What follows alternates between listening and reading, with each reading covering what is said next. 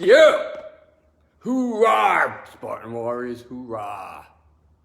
Spartan Warriors, hoorah. Question, how far will you go? How far will you go? What am I talking about? How far will you go before you quit? Yesterday, or last time, I think it was yesterday, I lose track of days, we talk about enjoying the journey, but also enjoying the finish line, right? Enjoying the prize that you get at the end, because it's not only about the journey, right? It's about the end product as well. We need to celebrate that as well. Otherwise, why are we going through the journey in the first place? So here's the thing. How many times have we started something, a new business, a new venture, or whatever it was, and we worked really, really hard at it, and we didn't see anything, so we quit? And how long did you work on it? 3 months, 6 months, a year, 2, 3, whatever. We made little incremental progressions toward what we wanted, but it didn't come out the way we thought it would, so we quit and we tried something else. How many times were we this close? There is a story, I don't know if I'm gonna say it right, but basically it's about a farmer who was farming his land, and he was told that there was oil there. So he bought this rig and he started drilling, and he drilled and he drilled.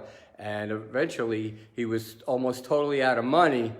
And somebody offered him a lot of money for his land. So he figured, listen, I'm not getting anywhere, so I might as well just sell it, get what I can, and move on. Well, the person or persons who bought that land didn't just start re-drilling or doing whatever. They hired engineers and whatever he needed to figure out exactly where this oil supposedly was. And what he found out, now I don't know if this is true or just a parable, but he was only 3 feet away. So that farmer, who would have just probably put one more day in, would have got the prize that he was looking for.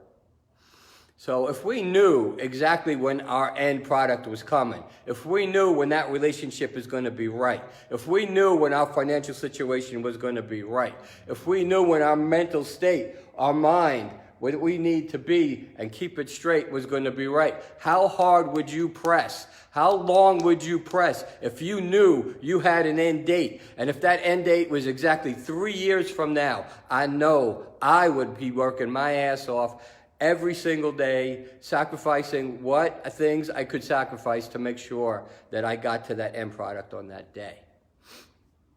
You know, the Lord says He has powers and He has His plan for us to prosper us, right, and not to harm us. So He gives us hope in the future. So we have to believe that what God says and what God's put in our heads and our hearts to do, that's the plan, right?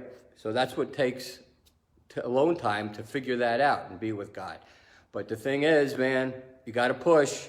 Make believe you know. Give yourself a date out wherever, and then push and bring the best out of it to yourself and get the thing done, okay? So again, it's enjoying the journey, but it's also enjoying and celebrating the prize, but it's not quitting to get to that prize, all right? If it's in your heart and it's in your head, do what you got to do, and don't do it alone, right? That man who bought the land didn't do it alone. He got help, and we all need help. And I know for me, I do so many things alone, and it doesn't really work out, right? But when I reach out to other people who know more than I do, or I just need help, it always works out. You know, God put us on the planet to work together and to love each other and be good to each other, right? So, no fears, warriors.